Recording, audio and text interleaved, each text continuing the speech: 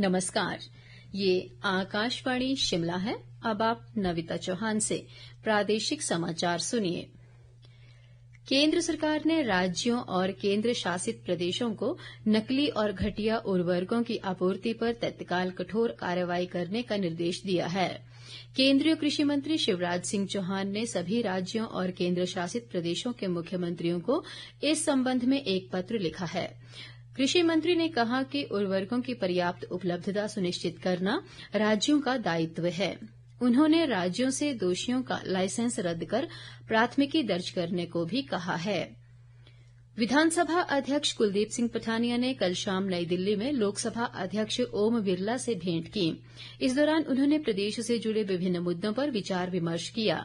विधानसभा अध्यक्ष ने मंडी जिला सहित राज्य के विभिन्न स्थानों पर भूस्खलन व बादल फटने की घटनाओं से भी लोकसभा अध्यक्ष को अवगत करवाया।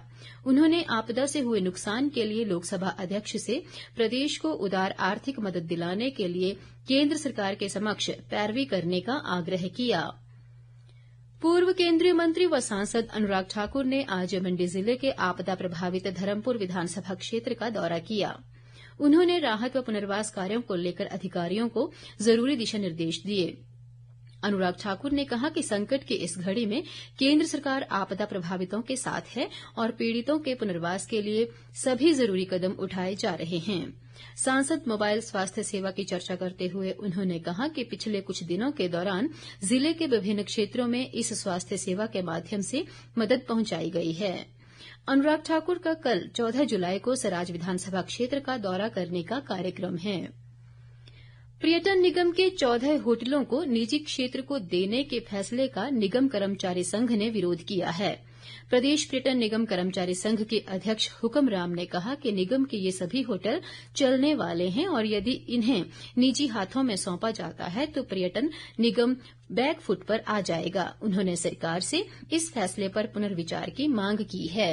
हिमाचल सरकार ने जो ये फैसला लिया है उसका हमारा जो कर्मचारी संघ कड़ा विरोध करता है, क्योंकि ये निजी हाथों में देना ये उचित कार्रवाई नहीं है। हम सिर्फ यही बताना चाहते हैं कि जो ओएनएम बेसिस पे जो दे रहे हैं, क्योंकि हमारी जो अधिकतर इकाइयां हैं वो चलने वाली इकाइयां हैं और इससे हमारी जो कॉर्पोरेशन को और ज्यादा बैकफुट पे आएगी।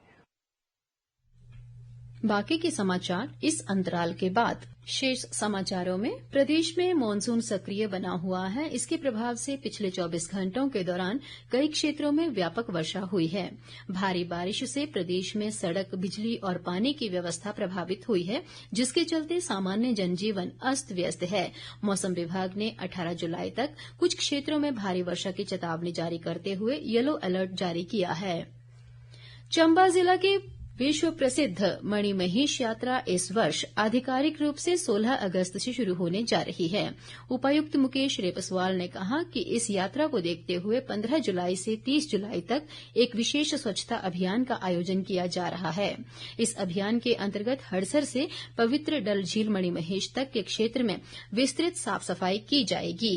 मणिमहेश यात्रा पे लाखों की संख्याओं में श्रद्धालु जो है हर वर्ष वहां पे जाते हैं। इस बार की जो हमारी यात्रा है वो 16 अगस्त है, वो निर्धारित है। तो उससे पहले वहां पे साफ सफाई की व्यवस्था को थोड़ा सुदृढ़ करने के लिए 15 जुलाई से 31 जुलाई तक एक जन भागीदारी अभियान जो है वो चलाया जा रहा है। सभी श्रद्धालुओं से और सभी चंबा निवासियों से निवेदन करूंगा कि इस अभियान में अपनी भागीदारी सुनिश्चित, हमारा प्रयास है इसको सफल बनाएं।